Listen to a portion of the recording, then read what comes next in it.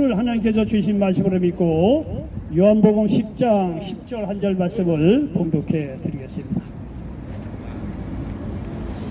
자, 요한복음 10장 10절 한 절 말씀을 봉독해 드리겠습니다. 도둑이 오는 것은 도둑질하고 죽이고 멸망시키려는 것뿐이야. 내가 온 것은 영으로 생명을 얻게 하고 또 풍성히 얻게 하려는 것이라. 아멘. 자, 우리 자녀가 계신 분들과 예수님의 이름으로 사랑하고 축복합니다. 인사 좀 나누시기 바랍니다. 자, 사랑하고 축복합니다. 서로 인사 좀 나누시고, 여러분이 사랑하고 축복한다니까 분위기가 확실히 좋아지죠? 예? 가만히 있는 것보다 말이죠, 이 사랑의 말을 하고 축복의 말을 해보세요. 자기도 살고 말이죠, 주의 분위기도 말이요, 아주 생명으로 말이요, 확 바뀌어지는 역사가 있다는 사실을 믿으시기를 바랍니다. 이 말에 대한 거는요, 반드시 이렇게 권세가 있어요. 말을 어떻게 하느냐에 따라서 말이죠, 분위기가 달라지고 우리 인생이 달라집니다. 더군다나 말은 예수님의 이름으로 사랑하고 축복한다고 그러면, 예수님이 말이죠, 그 말에 대해서 책임을 주시고, 어느 곳에 가나 우리를 축복해 주시고, 또 사랑의 큰 은혜 더하여 주신다는 사실을 믿으시기를 바랍니다. 그건 그렇고 하여튼 여러분도 대단하시네요. 야, 여기 이렇게 말이야 3시간 동안 예배 보시고 또 여기 앉아 계시니 하여튼 정말 대단하시네요. 정말 대단하죠. 하나님의 은혜인 줄 믿습니다. 하나님께서 여러분 은혜 주시려고 다 그렇게 말해서 또 이렇게 예배 드릴 수 있도록 마음의 소원을 더하여 주신 줄 믿습니다. 자, 저는 오늘 요한복음 10장 10절 말씀을 배경으로 해서 따라서 해보시기 바랍니다. 걱정 마라 살리신다. 자, 저는 요한복음 10장 10절 말씀을 배경으로 해서 걱정 마라 살리신다 이런 제목으로 말씀을 전하면서 하나님 은혜가 넘치시기를 예수님의 이름으로 간절히 축원을 드리겠습니다. 저희가 말이죠, 초등학교 때인 거예요. 저희가 이제 그때는 말이죠, 이 화장실이 집에 없었어요. 다 바깥에 있었어요. 그러니까 어릴 때는 말이죠, 화장실에 안 가요. 그냥 저기 마룻바닥에 나와 거기에다가 쉬를 해버려요. 그냥 봉당에다가 그야말로 바닥에다가 쉬를 하고, 저희가 뭐 서너 살 때 뭐 초등학교 때까지 그렇게 말이죠, 그냥 화장실 가려면은 무섭기도 하고 그러니까 방문 열고 말이죠, 그 마루에다 그냥 대자로 뻗어 그냥 넣는 거예요. 그냥 마당 앞에. 근데 말이죠, 제가 어렸을 때 그렇게 쉬를 하다가 보니까 이렇게 돌려보니까 말이죠, 오른쪽 귀퉁이에서 사람 물체가 말이야 씩 보이더라고. 머리를 싹 내밀고 말이죠, 밤중에 말이죠, 그 사람 물체가 보이더라고요. 가만보니까 어린 마음에도요, 그 도둑놈이에요. 도둑놈. 예? 도둑놈은요 대낮이 아니고 밤에 옵니다. 밤에 말이죠, 그렇게 도둑놈이 와서 오늘 말씀이니까 도둑질하고 죽이려고 왔다는 거예요. 요한복음 10장 10절이니까 도둑이 오는 것은 도둑질하고 죽이고 멸망시키는 것뿐이에요. 똑같아요. 도둑이 말이죠, 우리가 잠자는 사이에 밤중에 와서 도둑질해 가려고 도둑이라 그런 거예요. 여러분요, 이게 육신적인 밤도 와서 도둑놈이 오지만 영혼의 밤이 왔을 때는요, 악한 마귀가 와서 우리의 영혼을 도둑질해 간다는 사실을 기억하시기 바랍니다. 영혼의 밤이 없도록 여러분이 말씀과 믿음으로 충만할 수 있는 저와 여러분 되시기를 예수님의 이름으로 간절히 축원을 드리겠습니다. 여러분요, 성경의 주제는요, 이렇게요, 창세기서부터 요한계시록까지 여러 번 읽다 보니까 짚히는 게 있어요. 성경의 주제는 말이죠, 여러 사람이 와서 쓰고 말이죠, 다양한 사람들이 쓰고 한 1500년에 걸쳐서 이렇게만 성경 구약과 신약이 이렇게 형성이 됐는데, 그 주제를 말이야 처음부터 끝까지 다 보면 여러 가지를 표현할 수 있겠지만, 오늘 여기 보니까 걱정 마라 살리신다 이 주제에 따라서 말씀을 드리고 싶은 것은 뭐냐면은요, 성경의 주제는 말이죠, 사람을 살리시려고 하는 하나님의 열심에 대한 이야기라는 사실을 믿으시기 바랍니다. 창세기부터 요한계시록을 딱 듣고 보면 하나님이 사람을 살리기 위해서 무지하게 애를 쓰셨구나, 이 얘기하는 겁니다. 이 얘기하는 거예요. 창세기 1장과 2장에 보면 말이죠, 온 우주 만물을 만들었고 에덴 동산을 만들었고 얼마나 생명이 충만합니까? 창세기 3장에 보니까 말이죠, 이 마귀의 게임에 따라서 아담과 하와가 말이죠, 선악과를 따먹고 죽음이 오고 저주가 왔어요. 생명이 사라졌다는 얘기예요. 그 가운데서도 말이죠, 하나님께서 역사해 주셔서 죄로 말미암아 죽을 수밖에 없는 사람들에게 생명의 길을 더하여 주셨다는 사실을 믿으시기 바랍니다. 여러분이 아담이 죄를 지어서 죽음의 어둠이 찾아오자 하나님께서는요, 짐승의 피를 흘려서 살길을 내십니다. 여기 창세기 3장 21절에 보니까 야훼 하나님이 아담과 그의 아내를 위하여 가죽 옷을 지어 입히시니라 이렇게 말씀하고 있습니다. 원래 에덴 동산에 살 때는요 아담과 하와가 말이죠 옷을 입질 않았어요. 부끄러움이 없어요. 그때 죄가 없었기 때문에. 그러나 말이죠 이게 마귀의 까임에 빠져서 아담과 하와가 선악과를 따먹고 죄가 들어오자마자 부끄러움이 생긴 거예요. 그래서 아담과 하와가 말이죠 이 무화과 나무 잎으로 치마를 해 입었는데, 그런데 하나님께서 말이죠 이렇게 무화과 나무 잎으로 치마를 해 입은 아담과 하와에게 짐승을 죽여서 가죽 옷을 지어서 입히셨다는 거예요. 이거는 뭐냐면 말이죠 타락한 후 벌거벗은 몸이 부끄러워 무화과 나무 잎으로 치마를 해 입은 아담과 하와에게 이제는 짐승을 지어서 가죽 옷을 지어 입힌 이 이유는 뭐냐면요 하나님이 짐승의 피를 흘려 죄사함의 길을 열어주시겠다 하고 하는 표현이에요. 여러분 무화과 나무 그거 금방 말르죠? 하나님께서 가죽 옷을 짐승의 가죽 옷으로 이렇게 옷을 해 입혔는데 아담과 하와가 여러분요 가죽 옷을 지어 입히려면 짐승이 말에 죽어야 되는 거예요. 피를 흘려서 죽어야 되는 거예요. 그러니까 하나님께서 그를 통해서 이미 암시를 해주는 거예요. 이 죄로 말미암아 죽을 수밖에 없는 그런 사람들을 말이죠 짐승의 피를 흘려서 죄사함의 길을 열어주시겠다라고 하는 의도가 담겨 있던 거예요. 히브리서 9장 22절에 보면 말이죠 피 흘림이 없은즉 사함이 없다 그랬어요. 피를 흘려야 죄사함을 받는 거예요. 구약에서는 짐승의 피, 신약에서는 예수님의 피. 이게 피 흘림이 없은즉 사함이 없어요. 피를 흘려야 사함을 받는 거예요. 왜냐면 말이죠 성경이 여러분요 굉장히 논리적이에요. 그냥 말 뜬금없이 써는 책이 아니에요. 자 보십시오. 왜 피를 흘려야 사함을 받느냐 하면은요 생명의 이 생명이 피에 있기 때문에 그런 거예요. 여기 레위기서 17장에 보면 이에 대해서 분명히 이렇게 가르쳐주고 있는 것을 볼 수가 있습니다. 레위기 17장 11절로 12절에 보니까 육체의 생명은 피에 있습니다. 내가 이 피를 너희에게 주어 제단에 뿌려 너희의 생명을 위하여 속죄하게 하였나니 생명이 피에 있으므로 피가 죄를 속하느니라. 그러므로 내가 이스라엘 자손에게 말하기를 너희 중에 아무도 피를 먹지 말며 너희 중에 거류하는 거름이라도 피를 먹지 말라 하였나니 이렇게 말씀하고 있습니다. 여러분 이 말씀대로요 이스라엘 사람들은 그 당시에는요 짐승의 피를 안 먹었어요. 피에 생명이 있기 때문에 죄를 속하기 위해서 누군가 죽어야 되거든요. 죄의 삭은 사망이기 때문에 그 사망의 값을 지불하기 위해서 피를 흘려야 되는데 짐승의 피를 이렇게 흘리게 해서 속함 받는 길을 이렇게 여셨다는 거예요. 이 생명이 피에 있기 때문에 그런 거예요. 근데 나중에는 말이죠 예수님의 십자가에서 피를 흘려 돌아가심으로 말미암아 우리에게 구원의 길을 열어주셨다는 사실을 믿으시길 바랍니다. 이게 다 이렇게 연결이 되는 거예요. 여러분요 하나님께서는요 이렇게 아담 하와가 죄를 짓자 죽을 수밖에 없지만 바로 속죄함의 길 어떤 죄에서 용서함 받는 길을 이렇게 여셨는데 이와 같이 말이죠 하나님께서는요 이렇게 사람을 살리려고 하는 열심을 우리가 성경 첫째에서 볼 수가 있습니다. 여러분 창세기 6장 7장에 보면 노아 시대 때 죄가 얼마나 관영이 됐는지 하나님께서 물심판을 하게 합니다. 인류가 다 죽어가지요. 그러나 그 중에서도 말이죠 이 노아를 통해서 또 이 방주를 만들어서 살 길을 내시는 걸 보라 이게요. 하나님은 절망 속에서도 사람을 살 길을 이렇게 제시해주고 살 길로 인도하신다는 사실을 믿으시기를 바랍니다.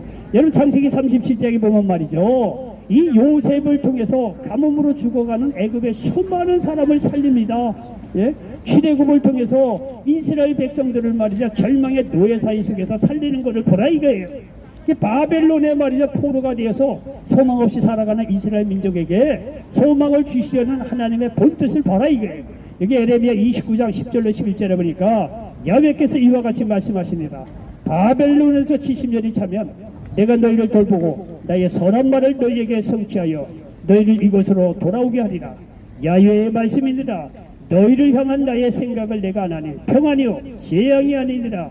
너희에게 미래와 희망을 주는 것이니라 말씀하고 있습니다. 저희가 어렸을 때는 잘못하면 부모님이 채찍을 들기도 하고 혼을 내죠. 예? 두 손 바짝 들고 말이야 구석에 서 있기도 하고 다 경험들이 있으시죠? 경험도 여기에 당했고 또 그렇게 애들도 이렇게 훈육하는 경우가 있을 거예요. 여러분요 부모가 이렇게 자녀들을 혼내고 쉬운 말로 성경적인 용어로 합시다. 심판을 그렇게 하는 게 아이를 잡으려고 하는 게 아니잖아요. 그게 혼내서 말이죠. 아이를 어떻게든지 살리려고 하는 그 부모님의 뜻이 있어서 그런 거 아니겠어요? 당연한 거예요. 이게요, 사람만 그런 것이 아니라 요새는요, 개를 많이 길러요. 예? 이게 아주 개를 많이 기르는데 개도 똑같더라고요. 여러분 유튜브 보잖아요. 어미개가 애가 이 새끼개가 잘못하잖아요. 보면은 한두 번은 그냥 뭐 이렇게 봐줘요. 그런데 자꾸 반복하잖아요. 물어요. 얘가 발로 뻥쳐. 이 앞발로 그냥 때려요. 그러면요, 이 새끼개가 뭐요? 그걸 알아듣고 그다음에 이거 멈춰요. 그런데 그거를 또 못하고 지멋대로 가는 또 새끼들이 있더라고요. 이 강아지나 사람이나 다 똑같아요. 근데 여러분이 어쨌든 간에 이렇게 말이죠. 부모가 자녀들에게 매를 들고 때로는 혼을 내는 것은요, 그 아이를 살리려고 한다는 거예요. 살리려고. 그러면 사람대라고. 그렇지.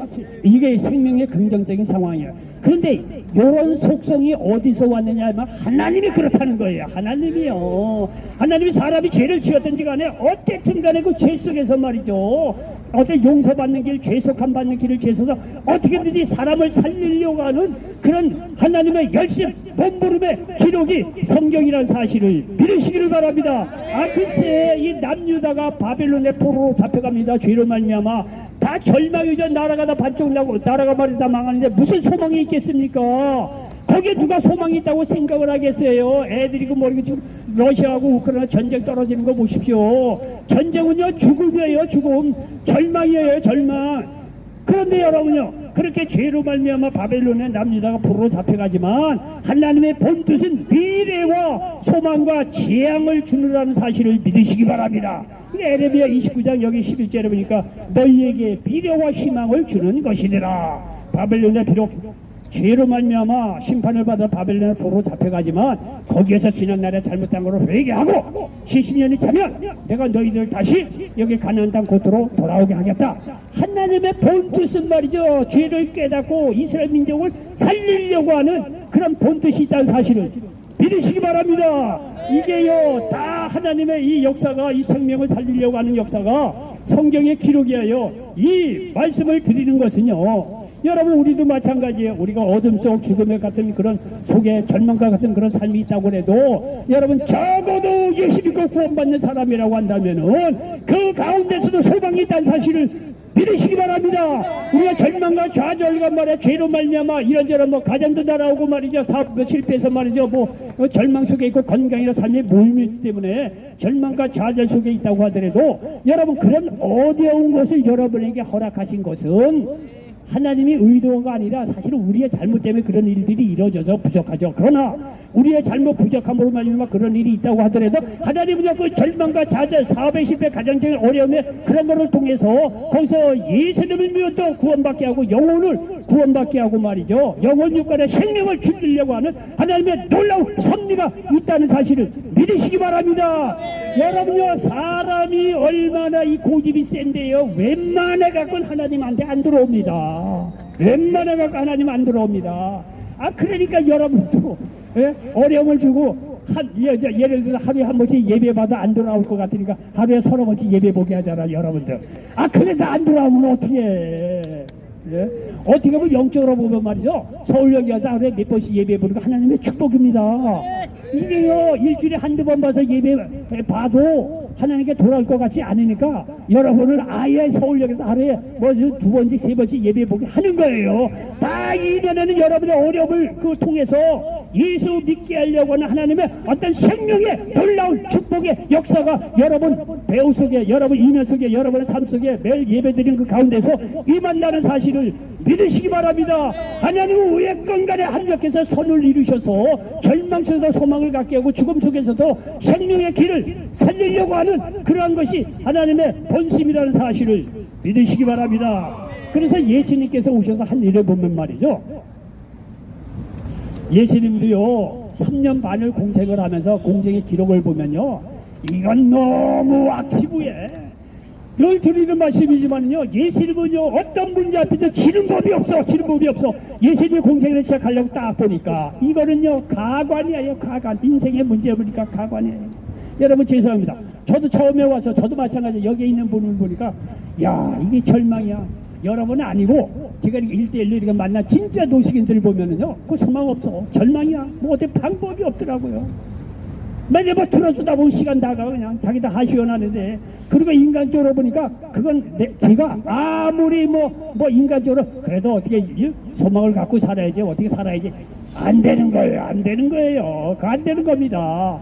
아니 우리 같이 목회자도요 살래 이 목회 현장에 보면 절망이고 좌절하고 힘든데, 예수님이 공세를 딱 시작하려고 봤을 때 그건 한두 가지 문제가 아니라 온 인류의 죄악 때문에 온 인류가 죽어가는 삶의 처절한 절망 속에서 예수님이 공세를 시작하려고 딱 나섰을 때 그 마음에 쉽게 해서 얼마나 힘들고 말이죠. 그 마음에 부담이 됐겠느냐 이게요. 우리처럼 절망을 하지는 않으셔야 되지만 인간의 적나라한 죄의 결과로 온 절망의 현실을 봤을 때 예수님이 막 표현을 하자고, 야 이거 어디서 또 손을 대야 될까 말이야. 얼마나 절망이 그래 절망한 건 아니겠지만 예를 들자면 말이죠, 그러지 않았겠느냐 이게요. 그런데 말이죠, 예수님은요 어떤 것에서 지지 않았어요. 영혼의 문제, 범죄의 문제, 육신적으로 강건한 모든 문제, 먹고 사는 문제에 대해서 절대로 지지 않았다는 거예요. 지지 않았다는 얘기는 우리의 어떤 절망적인 상황 속에서 영혼 효과로 모든 문제를 해결해 주시고 우리에게 살 길을 열어주셨다는 사실을 믿으시기 바랍니다. 여러분요, 사람이 김병에 효자 없다고 그래요. 천만에 예수님 앞에는 김병도 관계없어요. 여기 요한복음 5장에 보면 예루살렘 양민 곁에 베데스다가는 연못에 누워있던 38년 된 병자를 네 자리를 들고 걸어가라. 이 말씀 한마디로 고치는 걸 보라 이거예요. 여러분요, 이런 수태 얘기를 자주 듣지만은 여러분 여기서 마찬가지입니다. 여러분들요 믿음으로 말씀 한번 들어보세요. 야 오늘 저 목사님 통해서 내가 심장병이 있는데 위가 늘 아픈데 이거 내가 이게 뭐 간장도 아프고 말이야, 12지장 고장 나고 말이야, 췌장도 안 좋다래지, 신경계통도 말이야 아프고 말이야, 내가 방법이 없는데 말이야. 여러분 그런 병이 있다고 하더라도 여러분요, 오늘 저 목사를 통해서 예수님께서 나의 병을 치료해 주시고 믿음으로 듣는 영혼들에게 이 자리에서 적시 치료받는 역사가 임한다는 사실을 믿으시기 바랍니다. 예수님은 과거에도 모든 질병을 치료해 주시 38년 된 병자뿐만 아니라 죽은 지 4일이나 지난 나사로까지 살렸던 분인데 어제나 오늘이나 영원토록 동일한 분이 예수님입니다. 그러니 여러분요 잘 들어보시기 바랍니다. 여기는요 교회 안에 있으면은 집중이 돼서 역사가 크게 일어날 것 같아요. 근데 여기는 이렇게 오픈된 상태라서 정신이 다 어디다 들로 산으로 가 있어서 목소리 암만 외쳐서 해도 그런 가운데서도 여러분요 믿음으로 들으시라 이거예요. 역사가 일어난다는 사실을 믿으시기 바랍니다. 예수님은요 그에게 나온 모든 병자를 알절없이 치료해 주셨다고 성경은 우리들에게 증거해 주고 있습니다. 누가복음 6장 17절로 19절에 보니까 예수께서 그들과 함께 내려오사 평지에 서시니 그 제자의 많은 무리와 예수의 말씀을 듣고 병고침을 받으려고 유대 사방과 예루살렘과 두로와 하여튼 바람이 부리니까 또 일동계 백가닥 날아가요. 어쨌든 간에 예루살렘까지 두로와 시돈의 해안으로부터 온 많은 백성도 있더라. 더러운 귀신에게 고난받는 자들도 고침을 받는지라. 온 무리가 예수를 만지려고 힘쓰니 이는 능력이 예수께로부터 나와서 모든 사람을 낫게 함이라라. 보시오, 모든 사람이 낫게 된다는 거예요. 여러분요 믿으시기 바랍니다. 오늘 저 피정 바른 종을 통해서 예수님께서 나의 어떤 질병도 치료해 주신다고 믿음을 가지고 들으시면 이 자리에서 치료받는 역사가 임한다는 사실을 믿으시기 바랍니다. 예수님은요 귀신 들린 자도 용서하지 않았어요. 가차없이 치료해 주셨어요. 마가복음 5장 1절로 15절에 보니까 군대 귀신 들린 자 돼지 2,000마리를 죽이면서 그 귀신 들린 자를 살리는 걸 보라 이거예요. 마가복음 절망에 빠진 사람들도 구원하는 것을 예수님이 아주 전공이 절망에 빠진 사람들을 살리신 것을 우리가 여러 군데서 볼 수가 있습니다. 요한복음 8장에 보면 말이죠, 가늠하다 현장에 잡힌 여인을 등장을 합니다. 사람들은 돌을 들여서 그 여인을 죽이려고 하죠. 사람은요 가만히 보면요 다 율법주의예요. 누가 잘못하잖아요 다 돌 듭니다. 아이 저 죄 짓고 뭐 나쁘잖아요. 나는 우월하다 이게. 나는 그런 짓 안 짓다 이게. 그 사람요 말로 죽이고 다 뒤에서 뒷담화하면서 다 사람 죽이는 거예요. 다 율법입니다. 여러분요 요한복음역에 8장에 보면 가늠하다 현장에 잡혀서 딱 들고 왔어요. 사람들이. 그 사람들이 돈을 들고 다 치려서 돈을 들고 그 사람을 죽이려고 합니다. 그 당시에는 가늠하다 현장에 잡히면 이게 돌에 맞아 죽는 게 뭐 율법적인 그런 게 뭐 있었던 모양이에요. 있었어요. 모양이 아니라. 아 이게 다 절체절명의 순간에서 그 여인이 죽어가는 그런 상황입니다. 사람으로서는요 거기서 이 여인을 살릴 가능성이 없어요. 죄의 삭슨 사람이기 때문에 그 가늠하다 현장에 잡힌 여인이기 때문에 죽을 수밖에 없어요. 사람의 눈으로 봐서는요 그거요 죽을 수밖에 없어요. 그 당시 율법도 그렇고요. 여러분이라면 어떻겠니 이게. 여러분이나 저나 그런 사람 오면 말이야 아 그 사람 돌에 맞아서 당연히 그 뭐 죽어 마땅하지. 나는 안 그래. 그 돌에 맞아 마땅하지. 백이면 백 모든 사람이 다 그래요. 근데요 예수님은 말이죠 그야말로 외통수에 걸린 거예요. 바둑 저기 장기 뜬 사람들은 아실 거예요. 외통수에 걸리면 지는 거예요. 외통수에 걸린 거예요. 예수님도 얼진 보기에는요 이건 방법이 없는 것 같아요. 죄를 지어서 현장에 잡혔거든요. 돌을 들어서 죽어 마땅하거든요. 근데 보십시오. 예수님은요 그 절체절명의 순간에 그 여인을 어떻게 살릴까? 자기의 모든 지혜를 총동원했다는 거 아니에요. 뭐 말씀을 드리자면 이 예수님께서 그 얘기를 딱 듣는 순간 그렇다 이거야. 죄를 지어서 당신들에게 데리고 왔냐? 그 죄의 삭슨 삼아 가늠하다 현장에 잡히니까 돌에 맞아 죽는 건 그럴 수 있다. 돌로 치라 이거야. 율법대로 얘기합니다. 그러나 너희 중에 죄 없는 자부터 돌로 치라 이거예요. 예수님은 절체절명의 순간에도 그 사람을 살리려고 온갖 지혜를 모든 자기의 힘과 권세를 그 여인을 살리는 데 쓰는 걸 보라 이거예요. 제 말하는 뜻을 지금 이해를 하시죠? 예? 이건 대단히 은혜로운 말이에요. 여러분 다른 사람들이 다 와서 그 여인을 지금 돌로 쳐 죽여도 상관이 없어요. 근데요 예수님은요 자기가 갖고 있는 지혜와 권세와 권위 이런 거를 총동원해서 그 여인을 살리는 걸 보라 이거야. 아 이렇게 얘기를 하는데도 아멘 소리가 안 나오면 나 도대체 어디에 아멘 하려고 그래나. 이거 굉장히 은혜로운 말이에요. 다 죽이려고 하는 거예요. 세상은 율법의 잣대로요 다 그 여인을 죽이려고 해요. 이건 뭐 외통수예요. 빼도 박지 못해요. 그런 쪽에서 예수님은 순간적으로 자기의 모든 지혜를 말이야 총동원해서 너희들 중에 죄 없는 자부터 돌로 치라게. 여러분 그런 절체절명의 순간에 예수님처럼 이렇게 지혜로운 얘기하는 사람이 누가 있겠느냐 이거예요. 예수님만이 그 일을 할 수 있는 권세가 또 있는 거예요. 너희들 중에 죄 없는 자부터 돌로 치라게. 얼마나 지혜로운 말씀입니까? 그러니까 거기 있는 사람이 가만히 듣다가 그러네. 돌을 다 하나둘 내려놓고 그 여인하고 나중에 예수님하고만 남았다는 거 아니에요. 나도 너를 정죄하지 않으니 다시는 죄를 짓지 마라. 여러분 이 여인을 살리는 걸 보라 이거예요.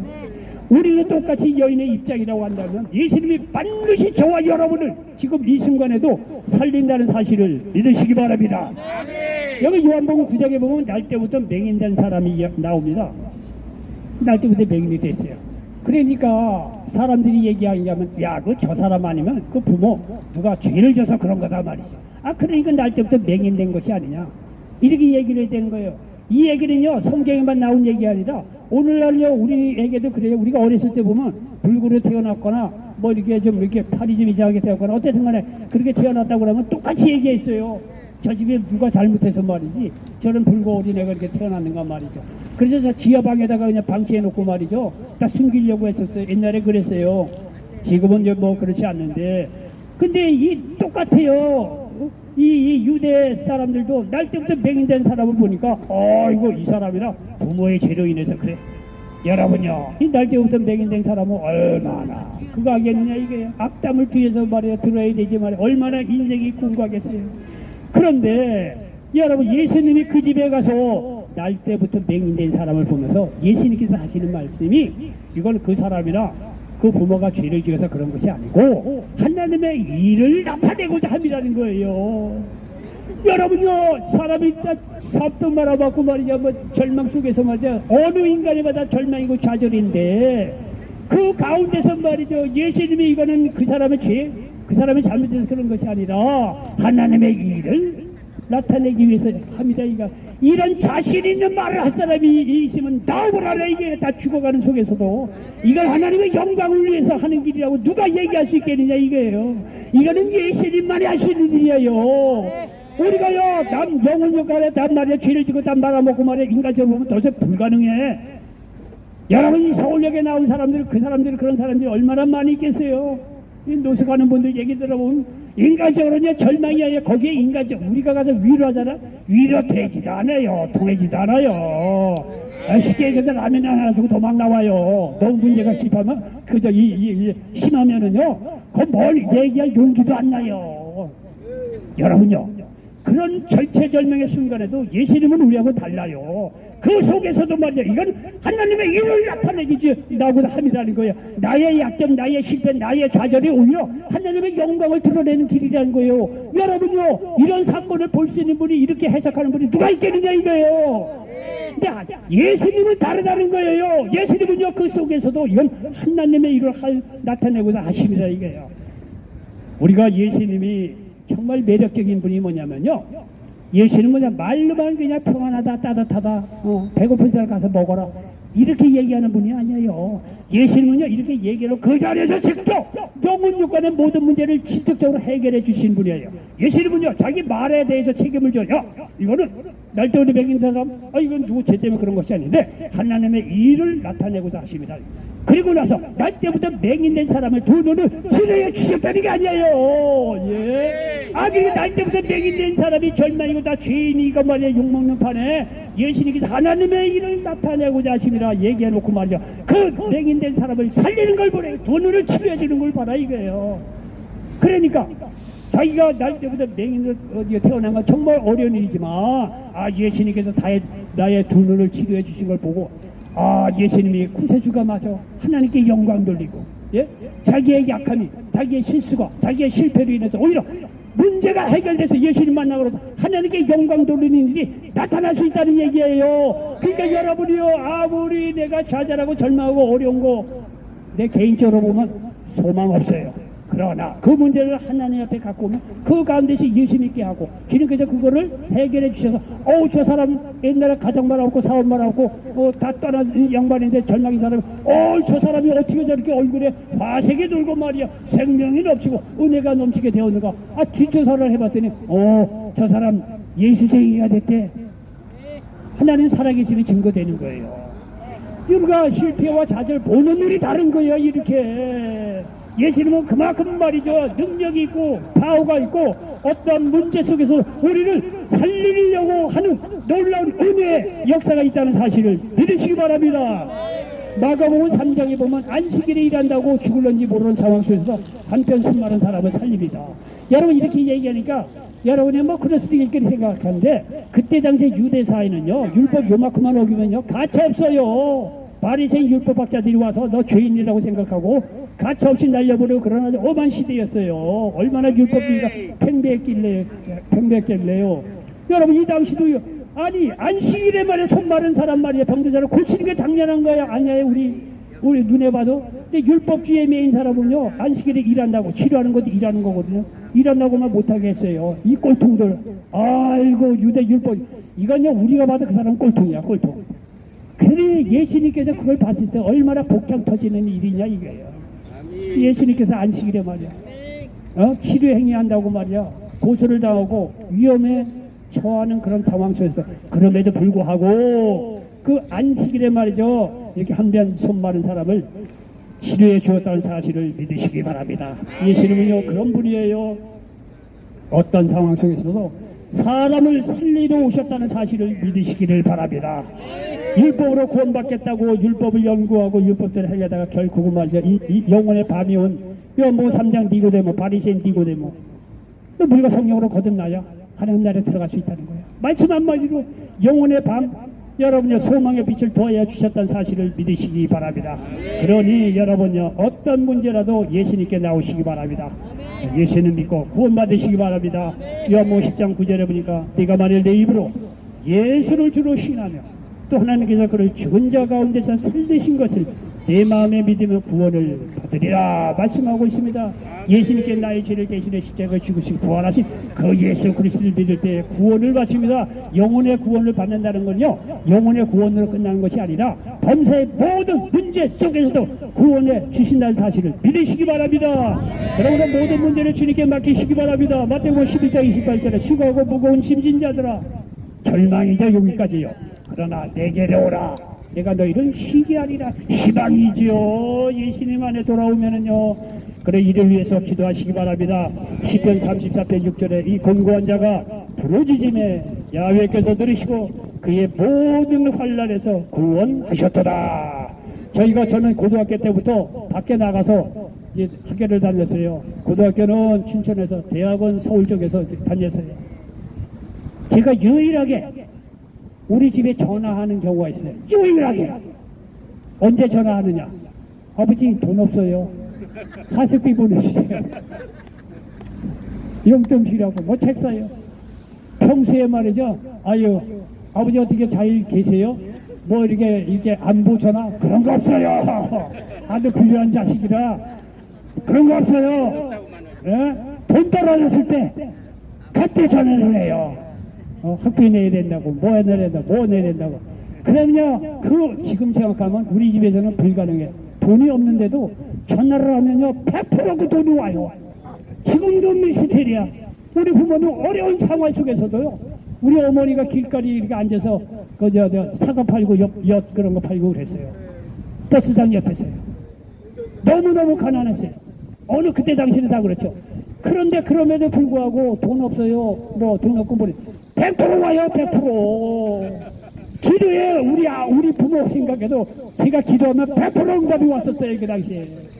여러분 부모님들도 말이야 자기 자녀가 힘들 때 전하면 100% 없는 살림 속에서 해주는데 하늘에 계신 하나님께서 우리의 기도를 안 들어주시겠느냐 이게요. 진심으로 여러분 기도하시기 바랍니다. 기도에도 응답이 안 되면 회개부터 하시고 지난날 뭐 지운 거 없는가 통렬하게 회개하시고 기도하시기 바랍니다. 응답해 주세요. 그리고 여러분요 이렇게 예수 믿고 모든 문제에서 생명을 얻었으면 이제는요 예수님께서 하신 말씀대로 살아가는 게 필요해요. 이 세상에는요 수많은 선생이 있어요. 학원 강사도 선생이라고 그래요. 근데 그 사람들은 공부하는 기술만 가르쳐 주지 인격적으로 우리가 스승이라고 얘기를 안 해요. 삶의 모범이 없는데 그냥 기술만 가르쳐 주는 사람은 선생이라 그러지 스승이라고 안 그래요. 여러분요 예수님이 이렇게 여러분 영혼육권의 모든 살 길을 우리에게 제시해 줬다고 한다면 그 다음에 우리가 할 일이 뭡니까? 하나님 뜻대로 사는 것 너무나 당연한 거 아니겠어요? 여러분요 술 먹고 말이죠 위장 빵꾸 난 양반 병원에 와서 고쳐줘요. 고쳐주면 뭐예요? 생활 배도가 안 바꿔갖고 나가자마자 또 치료해준 기념으로 술 먹는데 습관이 안 고쳐주면 또 위 빵꾸 나는 거예요. 습관을 바꿔야죠. 그러면 죄악 속에서 회개하고 예수님 안에서 영혼력에 살 길을 얻었다. 그러면은 우리가 이제는 하나님 닮아가는 말씀대로 살아가는 삶의 변화가 있어야죠. 이때 영혼 유권에 생명의 역사가 계속 이어진다는 사실을 믿으시기를 바랍니다. 여기요 마태복음 6장 33절 그런 즉 너희는 먼저 그의 나라와 그의 의를 구하라. 그리야만 이 모든 것을 너희에게 도하시리라. 여러분요 여기 계신 분은 나이가 드셨잖아. 젊은 사람들에게 이렇게 얘기를 하면 젊은 사람은 유혹이 많아. 이것도 가고 여자친구도 만나야 되고 돈 있으면 유혹이 많잖아. 그 사람들도 어릴 때부터 하나님 중심으로 산다. 그 사람은 하나님 크게 쓰는 사람이에요. 근데 우리는 이제 유혹 그런 거를 다 어느 정도 벗어날 나이들이잖아요. 그렇지 않겠어요? 그러니까 지금 절호의 찬스라는 얘기예요. 하나님 뜻대로 한번 살아보겠다고 결단을 내릴 수 있는 거 아니에요? 우리가 무슨 유혹이 젊은 사람보다 많겠습니까? 그리고 그 맨날 뭐 돈에 대한 뭐에 대한 욕망 그 젊었을 때지 지금까지 많이 줄어들었잖아요. 이제는 내일 모레면 이제 땅속으로 들어갈 양반들인데 이제는 생활을 이제는 한번 바꿔서 도전! 예? 나 하나님 뜻대로 한번 살아볼 거야. 도전해볼 만하잖아요. 젊은 사람처럼 유혹 없잖아요. 얼마나 좋은 기회예요. 인도는요 하여튼 종교가 헷갈리는 나라에서 본받을 건 없지만 한 가지 본받을 게 있어요. 거기는 애들 낳아서 결혼해서 다 애들은 이제 시집장가 보내고 어느 정도 나이가 되면 보통 남자들은요 집을 떠난대요. 이제는 내 나름대로의 영적인 어떤 생활을 하겠다는 거예요. 나름대로 영적인 진리를 찾고 이제는 이제 죽음을 앞에 두고 쉽게 얘기해서 내 진리를 찾아서 한번 제대로 한번 살아보겠다. 그런 전통이라는 흐름이 있대요. 인도에서는요. 여러분 우리들도 마찬가지 아니겠어요? 이제 연세가 드셨으면 지금까지 살아온 거 이렇게 살면 안 되지. 이제는 예수님이 영원 유관 나를 살렸는데 예수 만나고 나서 모든 식은 주님께 맡기고 이제는 하나님의 뜻이 뭔지 하나님의 사랑을 하려면 사랑하는 거고 도와주려면 도와주는 거고 예배하려면 오는 거고 싸우지 말려면요 아내를 사랑하고 남편을 사랑하고 그 말씀대로 살아가야 될 거 아니겠어요? 그럴 때 생명의 역사가 더욱 넘친다는 사실을 믿으시기 바랍니다. 이러한 삶을 사는 사람은 어떤 고난과 절망 속에서도 하나님이 살리십니다. 여기 시편 55편 22절에 네 집을 여호와께 맡기라. 그가 너를 붙드시고 의인의 유동함을 영원히 허락하지 아니하시리로다 말씀하고 있습니다. 결론입니다. 어떤 어려움이 있더라도 걱정하지 마시기 바랍니다. 하나님이 살리십니다. 그러므로 하나님을 의지하여 날마다 구원을 체험해서 생명을 얻되 풍성이 얻는 모든 분들 되시기를 주의 이름으로 간절히 축원을 드리겠습니다. 기도합니다.